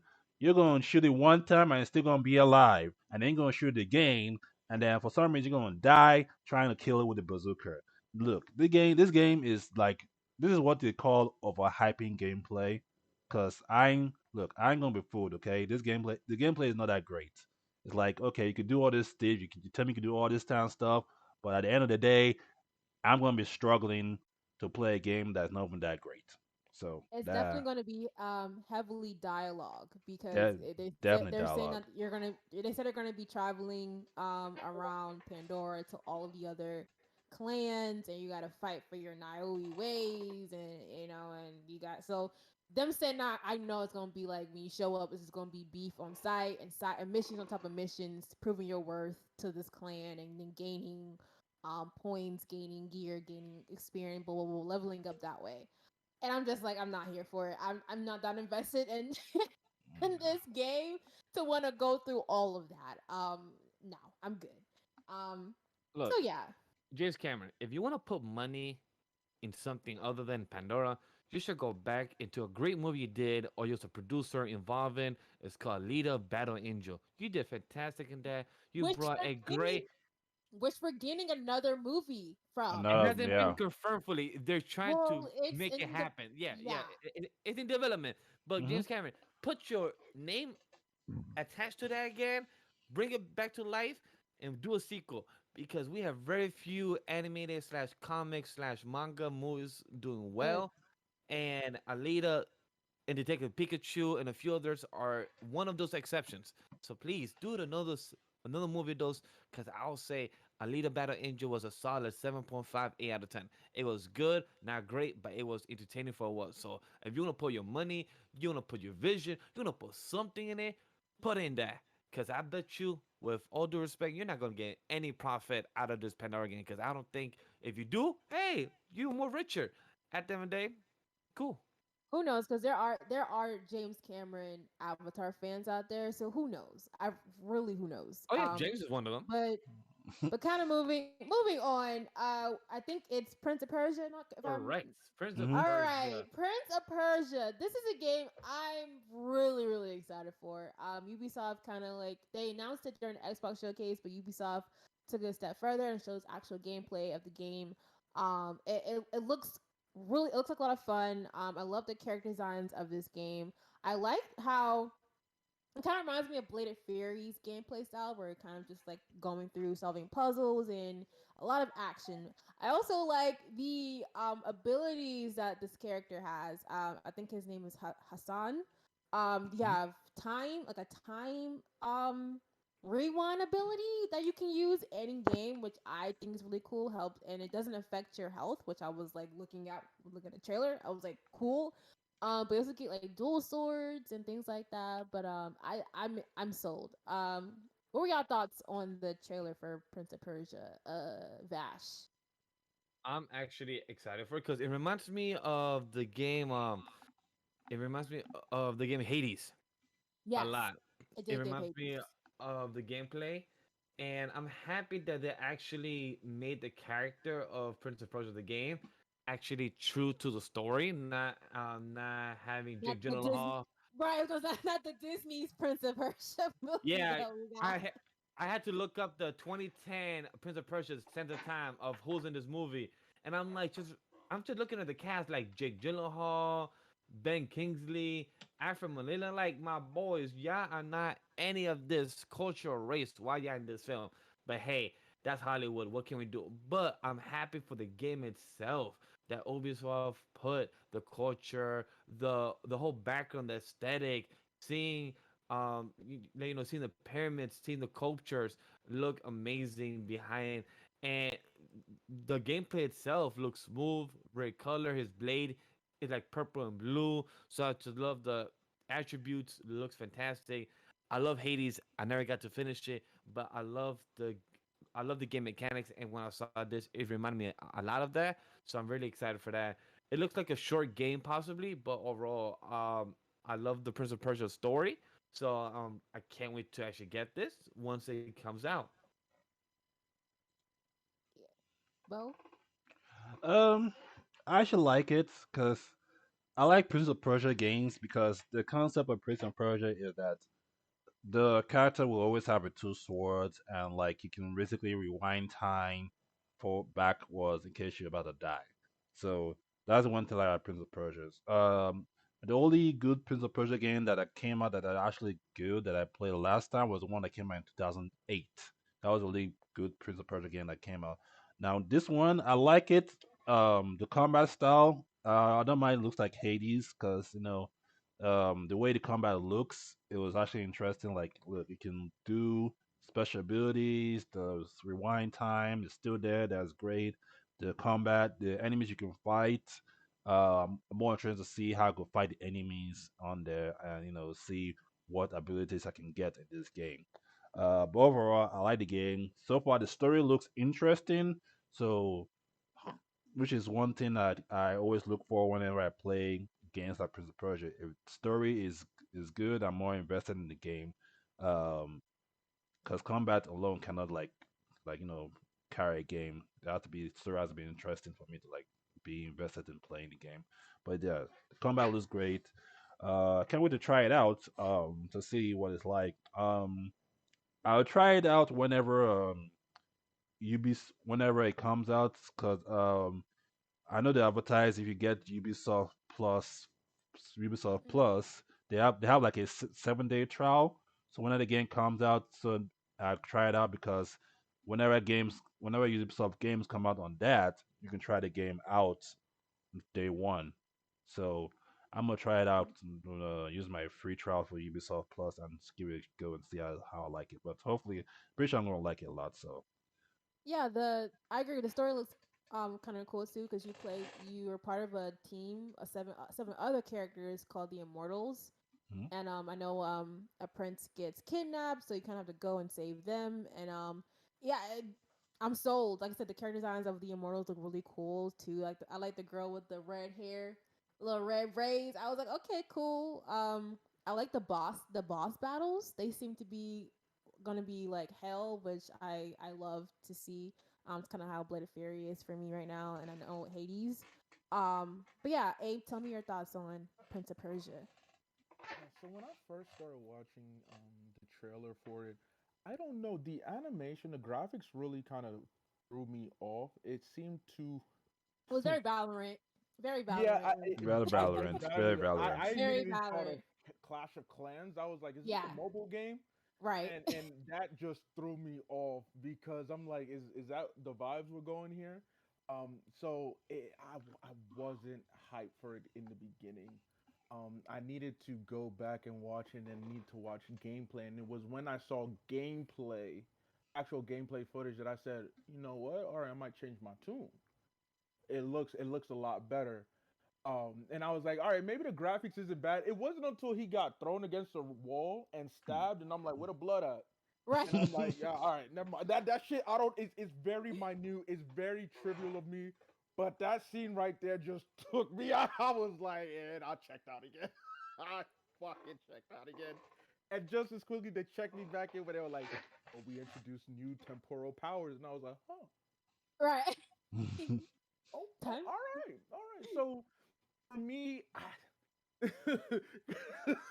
again, that shit. I was I'm like, "There's no crying. blood." He got stabbed in the shoulder. He good? All right, cool. So I just think overall for me, I'm just kind of waiting and seeing. Um, it's probably a game. I'm gonna be honest. I probably won't really try out. If anything, I'm just here to see others play it and hopefully they enjoy it. If they enjoy it, then maybe I'll enjoy the game through them, second Mm. hand. But this is not on my list. This is I'm not going to sit here and cap and pretend like, yeah, I got this on my list of games I'm about to play, because realistically I may never even think about it after today, until there's like a trailer and be like, oh shit, Prince of Persia, oh yeah. So I'm meh. I'm meh. But the gameplay trailer was cool. It was cool. I'm I'm not familiar with the Prince of Persia series or games, so but this game stole me, so I can't wait to play it. All right, Vash, what's the next game up? I believe I'm trying to The remember my next head. game up is Assassin's Creed. Um, Mirage. it's like three of them. Is Assassin's Creed Mirage, and the Direct Combat black is a backup solution, and then the rest of the Assassin's Creed the Um, classic games. just Mirage with the gameplay they showed us. I liked it. I haven't played any of the Assassin's Creed. I've only watched gameplay of it. But Mirage looks really cool. I like the the assassin techniques throughout it. I like the different playstyles too, where you can like target multiple enemies and like to Hmm. assassinate. I was like, yes. And it kind of was set up. I don't like to keep talk referencing Arkham Knight, but it was set up like Arkham Knight in terms of like picking your enemies off one by one, choosing which styles to do, but also adding its own little like Assassin's Creedness to it. Again, I haven't played any previous games, so I could be, but I liked it. It intrigued me enough to where I'd like to play the game. But y'all give me your thoughts on the Assassin's Creed Mirage, Abe. I Oh goodness, another game you're not interested in. no, no, it's not that. It's just the fact that like every Assassin's Creed title always captures me, but I have a very toxic relationship with Assassin's Creed. I'll play the game and never finish it. So I have yet to ever complete an Assassin's Creed title. So every time there's a new one, I'm just like, oh. And in the back of my head, I'm like, oh, another game I might touch and then not finish ever. Let's go. So I just I don't wanna pretend that I'm going to do something I'm not. But I really was looking forward to what more can you tell me that you haven't already told me? Because let's be real, the story the game is repetitive. The game is repetitive, and you've seen that they tried ways to inject and to be fresh in you. I'm gonna go back to Unity, or was it Syndicate when they did the co-op, John, and that ain't Unity, work out so well. Unity. You know, So with Unity. Unity, whoa, that ain't work out as much. But they're trying, and this is where and Bo mentioned this at the beginning when it comes to a showcase, I want to see gameplay. I want to see gameplay. I want to know what it looks like because you can show me any cinematic trailer and that's going to get me hyped. But is the gameplay good? And I will say, at least with the Mirage gameplay, I was like, okay, y'all have decided to get more advanced and become a bit more complex while still being friendly with the user interface. It was during one example that I like was while he was stalking through the grass, and he brought up the wheel and what he could do. I was like, "Yo, Mm. okay." Before it was you press a button and it does this. Now it's like you press a button and it brings up 20 different options of things you can do. Again, I see that and I'm like, "Oh, that's dope." I'm not gonna finish the game, so I'm gonna admire from afar. Mirage, you look good. Again, this is this. At this point, I might put this in the same tier as Microsoft Flight Simulator 2024. I'm not gonna play Mirage, but I will gladly watch anybody else play Mirage because I still never finished fucking Odyssey. Like, Okay, and that was okay. probably the furthest I went through it. And I went back to look and say, how far did I? 33%, and I felt like I spent too many hours on that game. So Mirage, I'm not copying you, but I will definitely watch people play you. Hmm. That's that's a fair sentiment. But to say you're putting Assassin's Creed up with a flight simulator Nah, game, like yo, it's it's hilarious. I won't cop, It's funny. but I watch. I watch. Bro, what is your rebuttal to that in terms of the Mirage trailer? Um. So I don't. So I used to play Assassin's Creed game every time it came out. So the last Assassin's Creed that I finished was Syndicate. So basically, whenever a game comes, whenever Assassin's Creed, I played it and then finished it. So I reached a point like, you know what?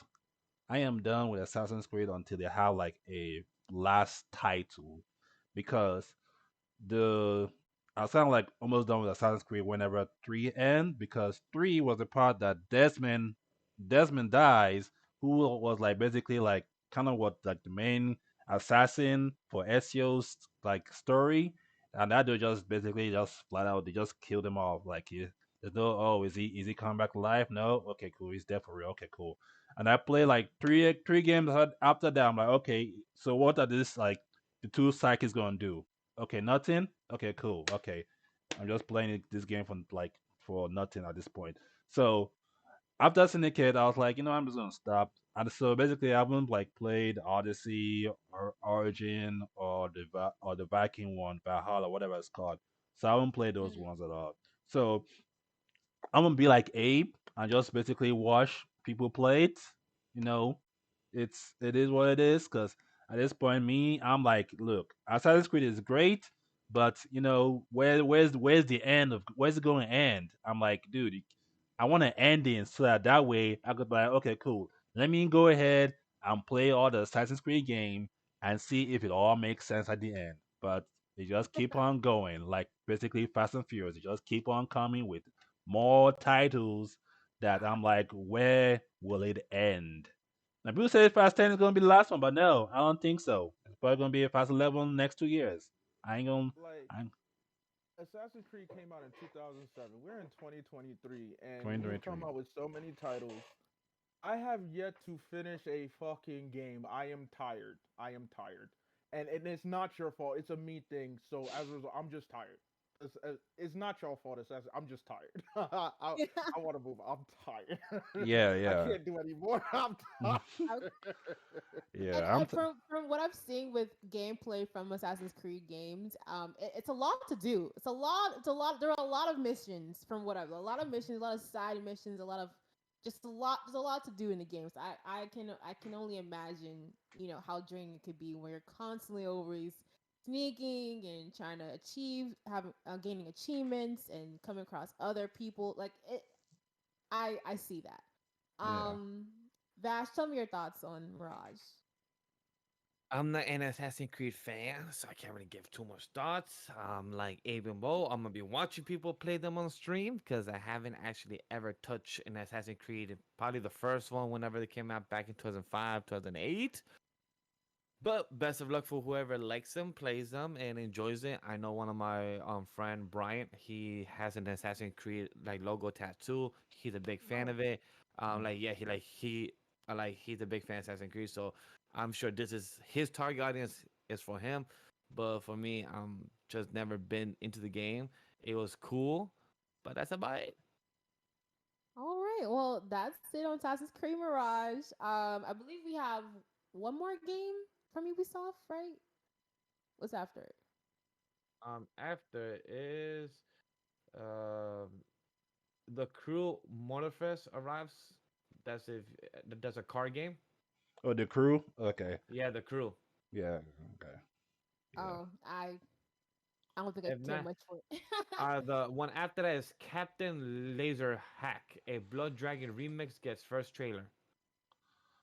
Okay. I know that one. So, um, I could talk about the crew for a little bit. So, I mean, it's a car racing game. You play the crew, then it's a racing game. It was basically open world, which is basically about it. So, if you like that, cool. That's for you. That is not for me. So, I have done. Look, I mean, I play Forza because Forza has you like has some nice cars in there, and it's Right. I could drive around, do some things like that. The crew is like, okay, cool. I could drive a car, I could drive an airplane. Like, look, I don't want all that stuff. Okay, look, it's like the crew. You can have it basically tells what it is. It's basically you can have like a guild or a crew to do racing with and then have fun. If I'm not that type of person that play racing games for with group of people to like do stuff, unless unless you got guns on the car, then I'm interested. Okay, well, then I'm invested in trying. Look, that's how Rocket really League like got me. Okay, when I could like do stuff with the soccer ball, I was invested in Rocket League. But if you ain't doing something crazy like Rocket League on the crew, I'm not interested. Okay, if you ain't got guns, you can't fly a car or something like that. Can't do like some fast some Fast and I was Furious saying shit some on it, Fast X stuff. yeah, yeah, then I ain't interested. Okay, you can enjoy your laid back car racing game or airplane or whatever. Okay, that's cool. Be there. This is my thing with racing games. I used to play them when I was a kid on PS2. I had like two, but I only played them because I had the wheel, like No. the plug-in wheel. Other than that, I'm not playing a racing game with sticks and key. I'm not doing it. I'm not unless it's GTA. That's still different because there's other things for you to do outside of just car stuff and messing around. But other than that, I'm not playing a racing game where I'm using any controller, like unless it's the wheel. Um, but yeah. Um, any thoughts on that before we move on? So I think that's all from Ubisoft. I think we touched on all the major games that they announced Hmm. because the rest were Tom, kind of just if anybody cares for Tom Clancy, that's the last thing that was big. Is Tom Clancy the the Division? Defiant Division. Yeah, So that's yeah, about it. yeah. So basically, that is a mobile game. Oh, it's a Um, mobile game. yeah, it's a mobile game. It's, I think it's called Resurgency and something like that. Yeah, Division Yeah. Yeah. Resurgence. Yeah. Yeah. So Mm-hmm. basically, it's a mobile version of Division, which looks good. I won't go and say it looks good, but then again, if I have the Division on a console, why would I want to play it on a mobile version? Because obviously the game console looks a lot better than the mobile version. Yo, thank So you, thank you. Like, what was the like? Oh, okay, I won't.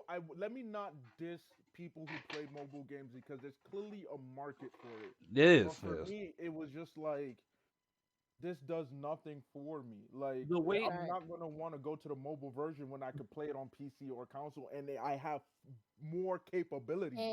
And that's how I Like, feel about Genshin Impact. Like people play Genshin on mobile. Like why would you play well, this Genshin beautiful started huge off as a game? mobile game. Oh, Yeah. it did. Oh, I It didn't Yeah. know started off as that. mobile, and then And I'll Yeah. shut the hell up then. Yeah. that one But so the I way let slide. so the way I see mobile games being a thing is because for example, a lot of people have like a one bedroom apartment, and then they probably have a one TV, for example, like a general household. So what happen if said partner or people wants to watch something TV, so they can access their console to play on Genshin Impact, Call of Duty, Tom Clancy. That's why they have the mobile game, so they could still play on their phone while said partner, whoever wants to watch on their TV, Netflix, and everything. So said partner could just be on the mobile. That's why they have the like the bone back. I think is a thing where you can attach it to your phone, Yeah. play it with a controller and everything. So I believe that's why mobile is such a thing, just in case. And also you want to be on the go, place a little game, on your commute to work. You're taking a train, you have an hour commute. That's my guess of why the mobile aspect is such a big thing. Well, the thing is that mobile. So I'm a mobile. I'm a partly mobile game because I do play some mobile games. So the thing about mobile games is that is they are fun to play. Like, look, the uh, they have a game called Honkai Impact Third, which is basically a Yes. mobile game. So which is Yes. now on PC. Now think about this: when if you play a game like that on a mobile, you will be interested to play more of it. So now in today's world, mobile games are now like having the point where you could do like play games that's like action oriented, role playing oriented, and still like play them for free, and then have the option to spend money on the game if you want to. So it's not like mobile games make more than AAA games in a week. So when a mobile game comes out and you calculate the amount of revenue they make in a week, it's actually twice as much as what AAA game will make over a weekend release. So the mobile game is doing something that AAA games are not doing, obviously, and they're not doing right.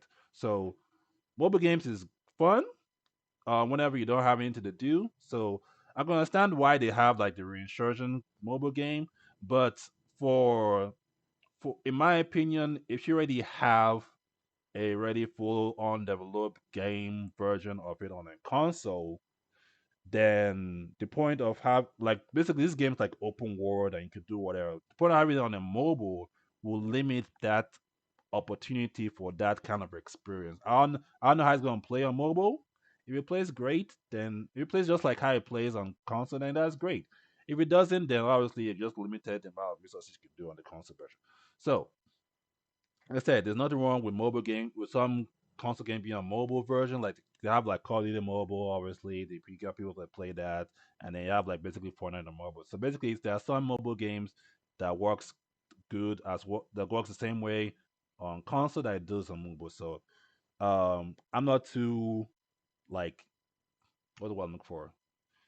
Too cheaty about it or about it, but like I said, it does have an audience for mobile. So basically, if people don't have the division and be like, okay, let me go ahead and try the mobile version and see how I like it.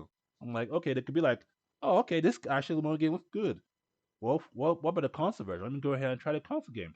That's where you bring your audience. You bring in people who play the mobile version and be like, okay, how's the console game like? I never heard of this game before. Let me go ahead and play the console version.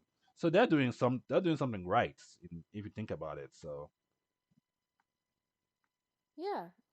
If you're in chat, you have any thoughts on any of the games we discussed so far, please let us know in the chat and we'll read your chats out loud.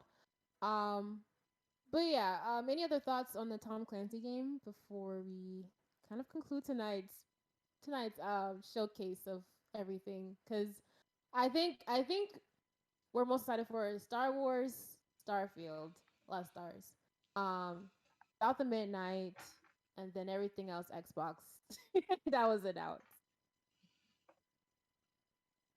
Yeah. mm, That's that's it. All right, cool. I guess to send things off, y'all let everybody know where y'all from before we end things off. Starting with Bo. yeah, I mean, Bo done did it. You can catch me on the 8mob page. You can follow me on Twitter. Basically, we're a podcast that talks about anime, gaming, real life stuff, movies, you name it, we can do it. We do also do reviews on movies as well and shows that most people watch. So check us out on our podcast, Inside the Mind of Blurred, and follow us. Let's I say follow us on Twitter as well. Mind Blood Mine, well, Cameron came for this, but basically just type in 8mob and she'll pop up in there. And also for me, you can follow me on Twitch. I stream on Twitch on the weekend and sometimes during the week. It's Bodon did it. You can follow me on Twitter, YouTube, and Instagram. In Instagram, you have to type it a certain way. So basically, I have to type in Bo with a zero and did it. Reason for that is because a Boston Terrier stole my name on Instagram, so I can't use that. So it's actually with Bo with a zero done did it. So that's how I could find Not my a dog Instagram. stole your I name. was like a Boston Terrier dog. Yeah, He that. got beef with terriers forever now. Rob you. Wow. Yeah. And so also also you can also follow our what they call this game? Our associates basically follow Shogo High on Twitter and then Chaotic Culture. Chaotic Culture talks about music and some other interesting things as well. While Shogo High talks about anime related stuff. So basically, you can catch them on that space on Friday, and then Chaotic Culture you can catch them on that podcast when they drop a podcast. I believe every Wednesday or Tuesday. But yeah, follow them. They're very great people to listen to. They have like a lot of interesting things to say. Make sure you follow us on Twitter. On Inside the Mind of the Blood page. That's where we're all located at. So, and that's all I gotta say. And also, we have a website called the the Murd the Blood Mind Pod. So follow us on our website. Basically, we update the website with our new episodes of whenever it gets released, and you can have our merch stuff. So if you like our merch, go ahead and try it out. We got everything from shirts to socks apparently. So that's all we got. We don't have. We'll go and add some more in the future. So but yeah, all that will Lit, be in the link. So, lit. First of all, congrats, Abe, on being part of Big Creator Program. My fellow mm, brother in arms. Let's get it. That's a fact. Why are you yeah. Congrats. surprised? Come on now, come on. But yeah, let people know where they can find you at. Low key because because I have another announcement. Actually, I got more good news about another a brand sponsorship or affiliate thing. Yeah. But I'll wait until I guess I'll wait until tomorrow. I was just like, oh wait, all right, I'll wait until tomorrow. So yo, what's good? What's good? It's your boy Prince Ela Wow Omo Naija Omo Yoruba Mad Prince over here. You can find me basically anywhere. Definitely follow me on Twitter at Prince underscore ALAWAL. From there on, you can find me on IG. You can find me on Twitch under the same name. You can find me on Kick as Mad Prince Gaming. You can also find me on YouTube, Mad Prince Gaming 22. You know me. I'm just here for the vibes.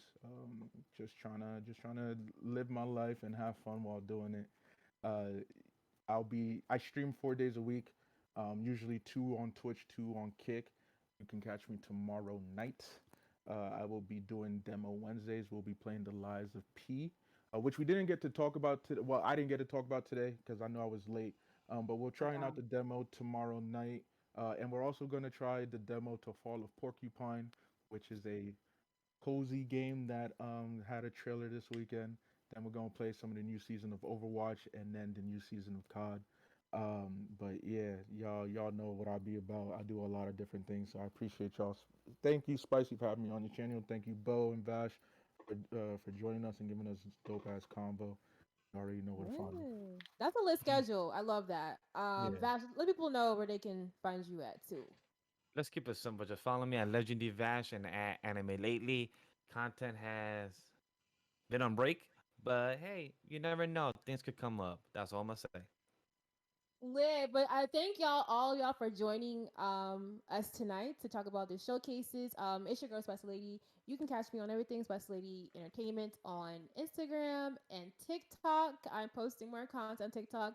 TikTok, I'm still trying to figure out because y'all be liking weird stuff. I don't know which I'm still trying to figure out what y'all like. Um, follow me on Twitter, Spicy Lady ENT. I'm also on Kick now, lowest of the key, Spicy Lady Gaming. So follow, question mark. Follow me on YouTube, Specialty Talks as well. That partner program looking obtainable. So, might be posting more content over there. Um, also too, I also have merch out on Bunny Gang. So go support your girl. I appreciate it. We have some t-shirts out. I'm working on a giveaway for one of those t-shirts, so be on the lookout for that as well. But yeah, follow me on Twitch, subscribe, all that fun stuff. Really cool, really fun perks. Appreciate support. And that's the end of today's podcast. Remember to always stay spicy, y'all. And we'll catch y'all in the next stream. Peace.